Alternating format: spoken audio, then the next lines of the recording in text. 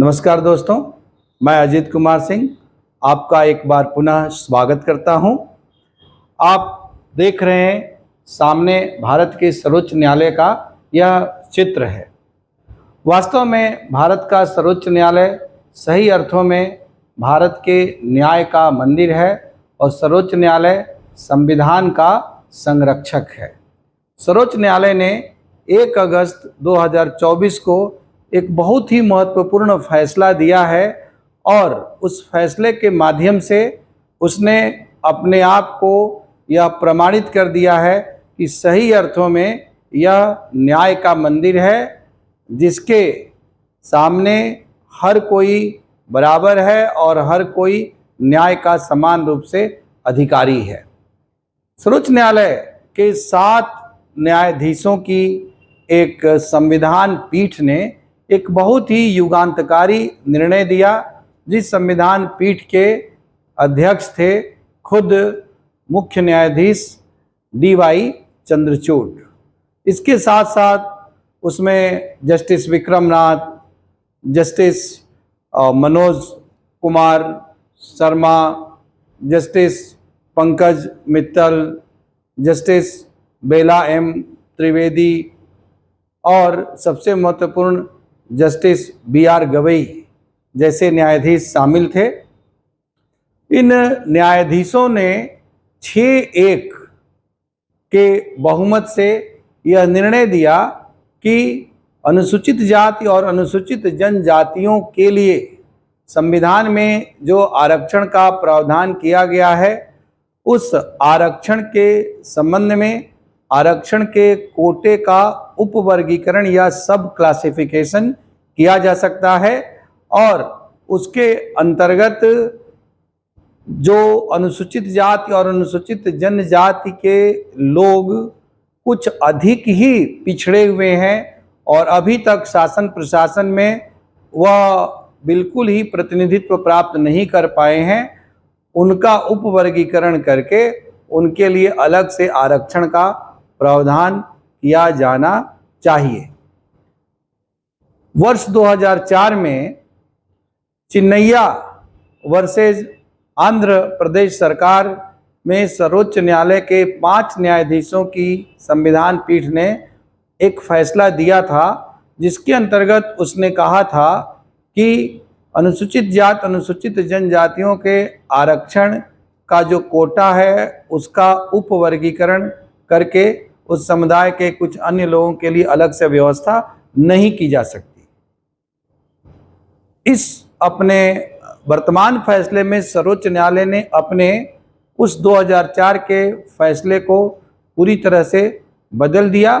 और इसमें ये कहा कि राज्य सरकारें चाहें तो कानून बना करके अनुसूचित जाति अनुसूचित जनजाति के लिए जो उनका 22.5%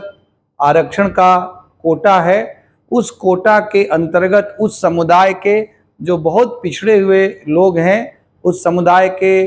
अन्य लोगों की अन्य जातियों की तुलना में उनके लिए विशेष प्रावधान किया जा सकता है, अर्थात कोटा विदिन कोटा की व्यवस्था की जा सकती है और ऐसा किया जाना पूरी तरह से संवैधानिक होगा। और यह संविधान के अनुच्छेद 14 जिसमें कि राइट टू इक्वलिटी या समता के अधिकार की बात कही गई है और इसके साथ साथ संविधान के अनुच्छेद 341 इन प्रावधानों का उल्लंघन नहीं होगा। यदि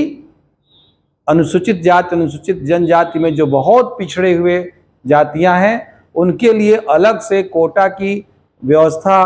की जाती है, उनके लिए निर्धारित कोटे के भीतर ही अर्थात उनके लिए उपवर्गीकरण किया जाता है, तो यह संविधान के समता के अधिकार का उल्लंघन नहीं होगा। इसके साथ साथ इस फैसले के माध्यम से सर्वोच्च न्यायालय ने यह भी स्पष्ट कर दिया है कि OBC के लिए जिस प्रकार से क्रीमी लेयर की व्यवस्था इंदिरा साहनी के केस में, जिसे हम मंडल कमीशन का केस कहते हैं, उस तरह से OBC वाले क्रीमी लेयर जैसी व्यवस्था इसके लिए भी अर्थात अनुसूचित जनजाति और अनुसूचित जाति के आरक्षण के कोटे के अंतर्गत भी किया जा सकता है। सर्वोच्च न्यायालय के जो 7 न्यायाधीश इस संविधान पीठ में शामिल थे, उसमें से 6 न्यायाधीश इस बात पर सहमत थे कि अब वह समय आ गया है कि अनुसूचित जाति अनुसूचित जनजाति के लिए कोटा, निर्धारित कोटे में उपवर्गीकरण किया जाना चाहिए, नहीं तो इसके लिए आरक्षण का जो पूरा का पूरा उद्देश्य है वह विफल हो जाएगा। क्योंकि इस समुदाय के कुछ जातियां, जैसे राजस्थान में मीणा जनजाति है, तो जनजातियों के लिए जितना भी निर्धारित कोटा है उसका अधिकांश हिस्सा मीणा जनजाति ही प्राप्त कर लेती है, क्योंकि समय के साथ वह जनजातियों के अंतर्गत सर्वाधिक विकसित जनजाति के रूप में हो गए हैं। या इसी तरह से अनुसूचित जाति के अंतर्गत जाटव या कुछ अन्य जातियां हैं, नव बौद्ध महाराष्ट्र के अंतर्गत हैं, महार जाति के लोग हैं, जिस समुदाय से खुद डॉक्टर BR अम्बेडकर आते थे, तो उस समुदाय के लोगों को ही अनुसूचित जाति के कोटे के आरक्षण का अधिकांश लाभ प्राप्त हो जाता है, और तमाम अन्य अनुसूचित जातियां और अनुसूचित जनजातियां जो अत्यंत पिछड़ी हुई अवस्था में हैं, शैक्षिक दृष्टि से भी, आर्थिक दृष्टि से भी और सामाजिक दृष्टि से, उनको अपने इस कोटे का लाभ प्राप्त नहीं हो पाता है। इसलिए अब इसका निर्धारण किया जाना चाहिए, चाहे वह क्रीमी लेयर के माध्यम से हो या कोई अन्य तौर तरीका अपनाया जाए, या अलग से उस कोटे के भीतर उनके लिए उपवर्गीकरण करके उसका एक निश्चित हिस्सा उनके लिए निर्धारित कर दिया जाए। सर्वोच्च न्यायालय के केवल एक न्यायाधीश जस्टिस श्रीमती बेला M त्रिवेदी को यदि छोड़ दिया जाए तो 6 न्यायाधीश इस बात पर सहमत थे, जिसमें कि 4 न्यायाधीशों ने तो स्पष्ट रूप से जस्टिस BR गवई के 281 पृष्ठ के बहुत विस्तृत और विवेचन से युक्त फैसले का पूर्ण रूप से समर्थन किया। उल्लेखनीय है कि जस्टिस BR गवई स्वयं न केवल सर्वोच्च न्यायालय के एक बहुत प्रतिष्ठित न्यायाधीश हैं, इसके साथ साथ ये स्वयं अनुसूचित जाति समुदाय से ही आते हैं। इसलिए इस समुदाय की वास्तविक स्थिति, उसकी पीड़ा, उसके पिछड़ेपन को इनसे बेहतर कौन समझ सकता है। कहा जाता है कि जाके पैर न फटी बिवाई, वो का जाने पीर पर आई। तो वह स्वयं उस समुदाय से संबंधित होने के कारण से उस समुदाय के वास्तविक स्थिति से अवगत हैं, इसलिए इनके फैसले का इस मामले में विशेष महत्व है। और यही कारण है कि शेष कई 3-4 न्यायाधीशों ने इनके फैसले को ही पूरी तरह से स्वीकार किया, इनके फैसले को ही एक प्रकार से अपना फैसला माना। जस्टिस BR गवई ने अपने फैसले में क्या कहा है, तो इन्होंने कहा कि यदि 75 सालों में आरक्षण का लाभ प्राप्त करके अनुसूचित जाति और अनुसूचित जनजाति के वे परिवार जो कि उच्च सामाजिक, शैक्षणिक और आर्थिक स्थिति को प्राप्त कर चुके हैं, जो सिविल सर्विसेज में चयनित हो चुके हैं, जिनके बच्चे सेंट स्टीफेंस जैसे प्रतिष्ठित कॉलेजों में अध्ययन कर रहे हैं, उन लोगों के साथ उस समुदाय के उन जातियों के लोग या उन परिवारों के छात्र जो कि अभी भी गांव में रह रहे हैं या छोटे मोटे कस्बों में रह रहे हैं, जो अभी आर्थिक, सामाजिक और शैक्षणिक दृष्टि से बहुत पिछड़ी हुई स्थिति में हैं, उनके बच्चे इन आगे निकल चुके लोगों के, परिवारों के बच्चों के साथ प्रतिस्पर्धा में टिक ही नहीं पाएंगे। इसलिए ऐसे लोगों को जो आरक्षण का लाभ उठा करके उन्नत अवस्था को प्राप्त कर चुके हैं, उन लोगों को इस आरक्षण के लाभ से वंचित किया जाना चाहिए, ताकि आरक्षण का लाभ वास्तव में उस समुदाय तक पहुंचे जिसको कि इसकी वास्तव में आवश्यकता है, जो अभी भी अत्यंत सामाजिक और शैक्षणिक दृष्टि से अत्यंत पिछड़ी हुई अवस्था में जीवन बसर कर रहे हैं। शासन प्रशासन में अभी तक आरक्षण का लाभ प्राप्त न होने की वजह से उनकी सहभागिता नगण्य है। उन्होंने ये कहा कि अन्य पिछड़े वर्गों के लिए, ओबीसी के लिए जो क्रीमी लेयर का प्रावधान किया गया, उसी तरह का कोई प्रावधान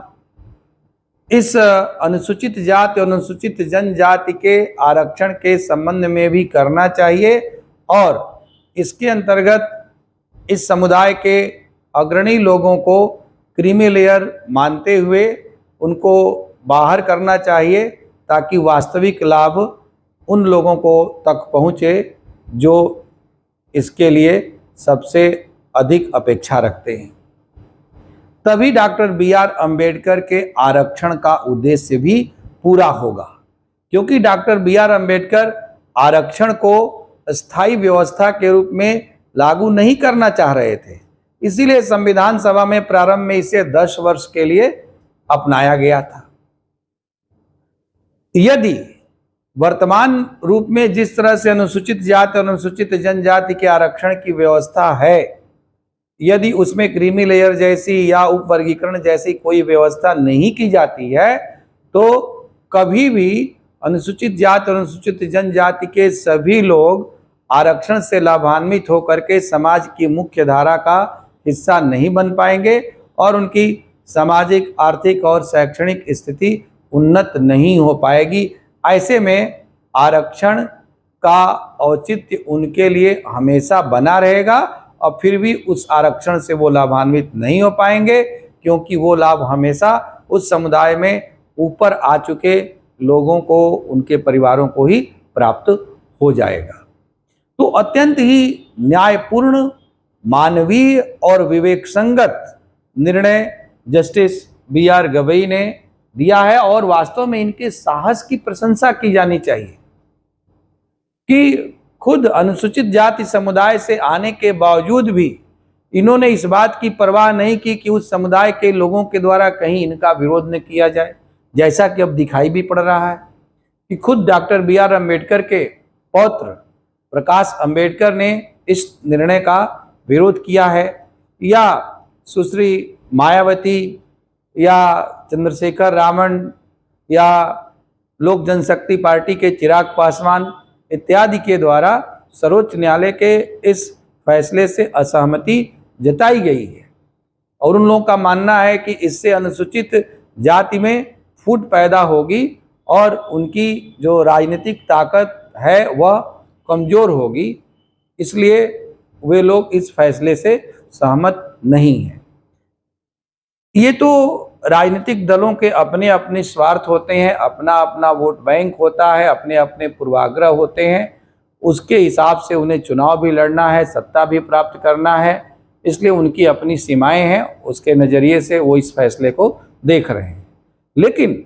सर्वोच्च न्यायालय जो न्याय का, देश का सर्वोच्च मंदिर है और उसके न्यायाधीश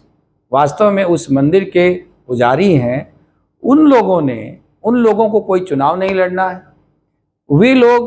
वास्तव में संविधान की मूल भावना को ध्यान में रखते हुए कोई भी निर्णय देते हैं।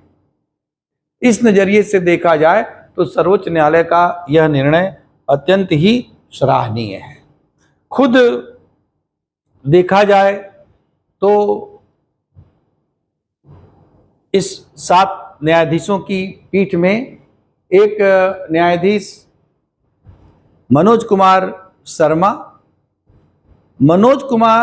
शर्मा का ये मानना है,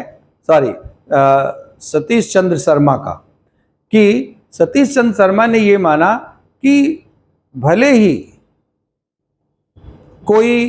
क्रीमी लेयर जैसी व्यवस्था हो या न हो, लेकिन इस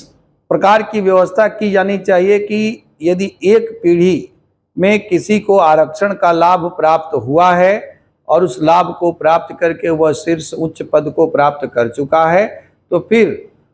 उस परिवार में आगे की पीढ़ियों को आरक्षण का लाभ प्राप्त नहीं होना चाहिए, ताकि उस समुदाय के अन्य परिवारों को जो अभी भी आरक्षण के लाभ से वंचित रहे हैं, उन्हें उस कोटे का लाभ प्राप्त हो। इस प्रकार से कहें तो डाउनवर्ड इन्फिल्ट्रेशन थ्योरी के अनुसार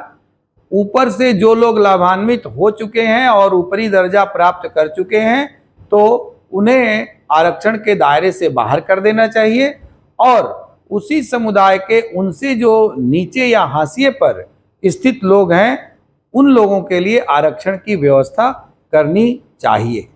तभी जाकर के धीरे धीरे सनई सनई उस समुदाय के सभी लोगों को और देश के सभी समाज के सभी समुदायों को बराबरी का दर्जा प्राप्त हो पाएगा। तभी समता के अधिकार का औचित्य भी वास्तव में सिद्ध हो पाएगा। तो दो बातें इसके अंतर्गत हैं जो फैसला इन 7 न्यायाधीशों ने दिया, उसके अंतर्गत कि या तो क्रीमी लेयर जैसी कोई व्यवस्था करके अनुसूचित जाति और अनुसूचित जनजाति के उन परिवारों को इस आरक्षण के दायरे से बाहर किया जाए जो कि आरक्षण का एक बार लाभ ले चुके हैं और अब वह बेहतर स्थिति में पहुंच चुके हैं, या इस समुदाय के लिए निर्धारित कोटे में उपवर्गीकरण किया जाए और जो जातियां इस समुदाय के अंतर्गत अनुसूचित जाति और अनुसूचित जनजाति के अंतर्गत अभी भी अत्यंत पिछड़ी स्थिति में हैं, हाशिए पर स्थित हैं, आरक्षण का लाभ अभी भी उनको प्राप्त नहीं हो पा रहा है, तो उनके लिए उस कोटे के भीतर अलग से कोटा तय कर दिया जाए ताकि वे अपने कोटे के दायरे में एक दूसरे के साथ प्रतिस्पर्धा करके आरक्षण का लाभ प्राप्त कर सके, जिसे कोटा विदिन कोटा कहा गया। यहाँ पर यह भी बताते चले कि क्रीमी लेयर किस तरह से निर्धारित किया जाए, उसका आधार क्या हो, इस फैसले में सर्वोच्च न्यायालय ने अभी कुछ नहीं कहा है। बी.आर. गवई ने क्रीमी लेयर शब्द का उल्लेख किया, लेकिन उन्होंने स्पष्ट कर दिया है कि क्रीमी लेयर का निर्धारण करते समय जरूरी नहीं है कि वही सब क्राइटेरिया रखा जाए जो ओबीसी के संबंध में रखा गया है, बल्कि अनुसूचित जाति और अनुसूचित जनजातियों की सामाजिक स्थिति और अन्य दृष्टियों से भी ओबीसी से भिन्नता है। इसकी वजह से इनके संबंध में क्रीमी लेयर के निर्धारण का पैमाना, उसके लिए फार्मूला ओबीसी से भिन्न हो सकता है, लेकिन इस तरह की कोई न कोई व्यवस्था सरकारों को करनी चाहिए। यह भी स्पष्ट कर दिया गया इस फैसले में सर्वोच्च न्यायालय के द्वारा कि यदि राज्य सरकारें इस प्रकार का कानून बनाती हैं और कोटे के भीतर उपवर्गीकरण करके उस समुदाय के बहुत पिछड़ी हुई जातियों के लिए कुछ विशेष व्यवस्था करती हैं या क्रीमी लेयर जैसी कोई व्यवस्था करती हैं, तो ऐसा करना उनके लिए संवैधानिक दृष्टि से मान्य होगा। अभी तक यह स्थिति थी कि अनुसूचित जाति और अनुसूचित जनजातियों के संबंध में आरक्षण संबंधी कोई भी प्रावधान केंद्र सरकार के द्वारा ही किया जा सकता था। राष्ट्रपति को ही इस संबंध में अधिकार प्रदान किया गया था, व्यवहार में केंद्र सरकार को अधिकार प्रदान किया गया था। लेकिन सर्वोच्च न्यायालय ने अपने इस फैसले में कहा कि राज्य सरकारें भी इस संबंध में कानून बनाना चाहें तो कानून बना सकती हैं। तो राज्यों को भी एक प्रकार से इस फैसले के माध्यम से इस संबंध में प्रावधान करने और कानून बनाने की शक्ति प्राप्त हो गई है। दरअसल इस पूरे फैसले का प्रभाव क्या है? तो ये लंबे समय से बहस का विषय था कि वास्तव में आरक्षण का उद्देश्य क्या पूरा हो पा रहा है? क्या सभी लोग जिनके लिए आरक्षण की व्यवस्था की गई है, अनुसूचित जाति अनुसूचित जनजाति के, उन समुदायों के सभी जातियों को समान रूप से आरक्षण का लाभ प्राप्त हो रहा है, या इसकी कुछ ही जातियां जो समय के साथ आरक्षण का लाभ लेकर के अन्य कारणों से आगे निकल चुकी हैं, उन्हीं लोगों तक आरक्षण का ये लाभ सीमित रह जा रहा है। और दबी जुबान से तमाम लोगों के द्वारा, तमाम विद्वानों के द्वारा, संविधानविदों के द्वारा ये बात कही जा रही थी कि ओबीसी की तरह से एससी और एसटी समुदाय के संबंध में भी जब तक क्रीमी लेयर जैसी या कोटा विद इन कोटा जैसी कोई व्यवस्था नहीं की जाएगी, तब तक डॉक्टर अंबेडकर ने जिस उद्देश्य से आरक्षण का प्रावधान संविधान में किया था, वह उद्देश्य फलीभूत नहीं हो पाएगा। लेकिन राजनीतिक स्तर पर संसद के द्वारा या विधानसभाओं के द्वारा इस संबंध में कोई भी गंभीर पहल अभी तक नहीं की गई। अब जब सर्वोच्च न्यायालय ने इस संबंध में स्पष्ट रूप से इतने बड़े बहुमत से कि 7 न्यायाधीशों में 6 न्यायाधीश इस मुद्दे पर सहमत हैं, अब इसको एक नैतिक बल मिल गया है। और यदि कोई सरकार, चाहे वो केंद्र में हो या राज्य में हो, इस दिशा में पहल करती है तो उसके सामने या उसके बचाव में सर्वोच्च न्यायालय का ये फैसला होगा। और वास्तव में यदि हम राजनीतिक पूर्वाग्रह से और वोट बैंक की राजनीति से मुक्त होकर के मानवीय धरातल पर और न्याय के धरातल पर सोचें तो यह फैसला बहुत ही दूरगामी होगा। देश में सामाजिक, आर्थिक,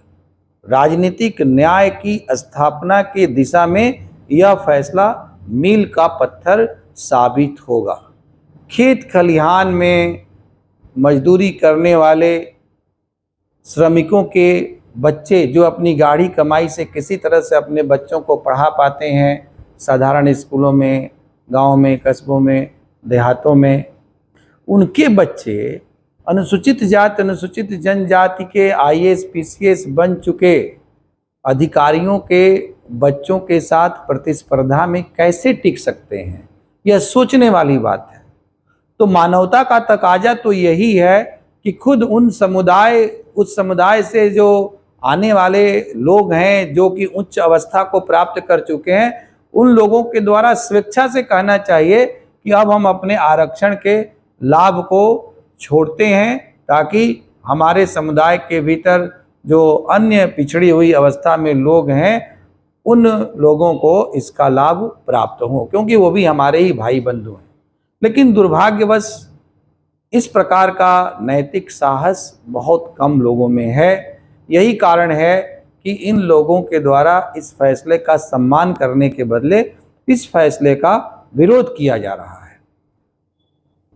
देश के दो राष्ट्रीय दल, भारतीय जनता पार्टी और भारतीय राष्ट्रीय कांग्रेस, अभी इस फैसले पर चुप्पी साधे हुए हैं,